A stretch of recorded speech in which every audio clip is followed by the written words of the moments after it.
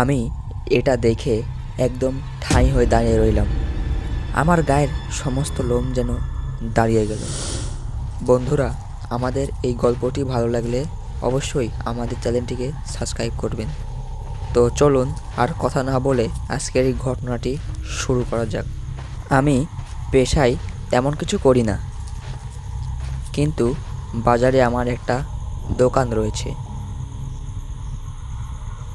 সেই দোকান বন্ধ করে আমি আমার বাড়ির রাস্তায় হাঁটা ধরলাম। অন্য দিনের চেয়ে আজকে একটু বেশি রাত লাগলো, কিন্তু কি করার, দোকানের সমস্ত কাজ টাজ মিটিয়ে আসতে অনেক দেরি হয়। অন্যদিকে আমার স্ত্রী হয়তো এত রাত হওয়ায় আমার জন্য চিন্তা করছে।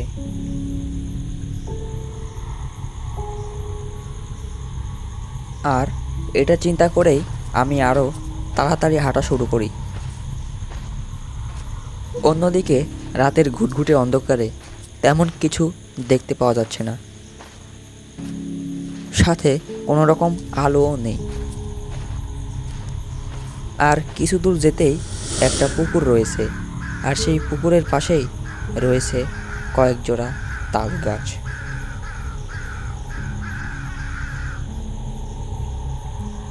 লোকমুখে শুনেছি যে রাত্রেবেলায় তালতলার পাশ দিয়ে যে যায় তার পরের দিন নিধর শরীর পড়ে থাকতে পাওয়া যায়। আর এটার কারণে মানুষ রাত্রেবেলায় সেই পথ দিয়ে তেমন আর যায় না। কিন্তু আমার সাথে আজ পর্যন্ত কোনো রকম অলৌকিক ঘটনা ঘটেনি। তারপরেও আমি ছোটবেলা থেকেই অনেক সাহসী, কিন্তু আজকে আমার কেমন যেন মনে এক প্রকার ভয় ভয় কাজ করছে। কোনো অদৃশ্য শক্তি যেন আমাকে তার দিকে টানছে।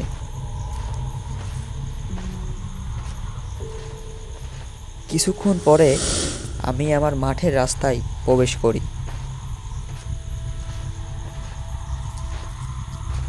হঠাৎ একটা বস্তু আমার পিছন দিয়ে এই পাশ থেকে ওই পাশে চলে যায়। সঙ্গে সঙ্গেই আমি পিছনে ঘুরলাম, কিন্তু আমি পিছনে দেখলাম যে সেখানে কেউ নেই। অবশেষে আমি আবার হাঁটা লাগালাম। আমার স্ত্রী হয়তো আমার জন্য অনেক চিন্তা করছে,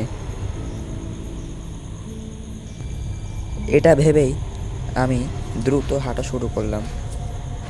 আর কিছু দূর হাঁটতেই আমি পৌঁছালাম সেই অভিশপ্ত তালতলায়। আমি একটা তাল গাছের সামনে এসে দাঁড়িয়ে রইলাম, কিন্তু সেখানে একটা জিনিস লক্ষ্য করতেই আমার গায়ের রক্ত একদম জমাট বেঁধে যায়। আমি দেখি যে সেখানে একটা ডাইনি। সে ডাইনি আমাকে বলে ওঠে, কিরে মনুষ্য সন্তান, তোর এত বড় সাহস যে আমার ঘুম ভাঙালি? দাঁড়া, তোকে আজ কাঁচা চিড়ে খেয়ে ফেলবো। তুই শুধু ওইখানেই থাক, আজকে তুই শেষ রাত। দেখি তোকে আজ কে বাঁচায়। না না ডাইনি, তুই আমাকে মারতে পারিস না। তুই আমাকে ছেড়ে দে, আর কোনো দিন আমি এই পথ দিয়ে আর যাব না। তা বললে তো চলবে না, তুই আমার ঘুম ভাঙালি, এবার তুই আমার ভোগ হবে। তাড়াতাড়ি এখান থেকে ওই পালা, থাক পালা রে, থাক পালা। বলছি, ফেটাচ্ছিস। আমি সেখান থেকে নিজের শরীরের সমস্ত শক্তি লাগিয়ে দৌড় দিই। আমি আর পিছনে তাকাই না, নিজের প্রাণপণ শক্তি দিয়ে দৌড়াতে থাকি। অবশেষে আমি আমার গ্রামের মধ্যে প্রবেশ করি, কিন্তু এখনও যেন আমার মন থেকে সেই ভয় যাচ্ছে না। দৌড়াতে দৌড়াতে আমি আমার বাড়ির সামনের উঠানে এসে একটা চিৎকার দিয়ে অজ্ঞান হয়ে পড়ে যাই। তারপরে কি হয় এটা আমার আর মনে নেই। পরের দিন সকালবেলায় আমি নিজেকে আমার বিছানায় আবিষ্কার করি।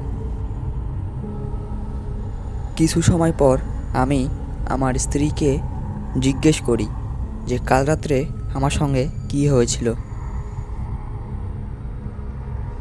আর এর প্রতি উত্তরে আমার স্ত্রী যা আমাকে বলে তা শুনে আমি একদমই হতবাক।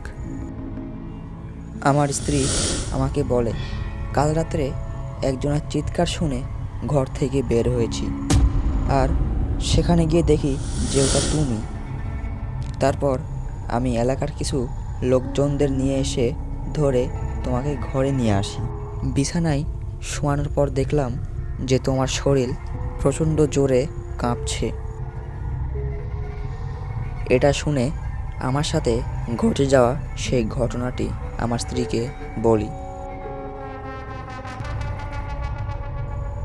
এই ঘটনা ঘটার পর থেকেই আমি আমার দোকানে যেতাম, কিন্তু অন্য রাস্তা দিয়ে,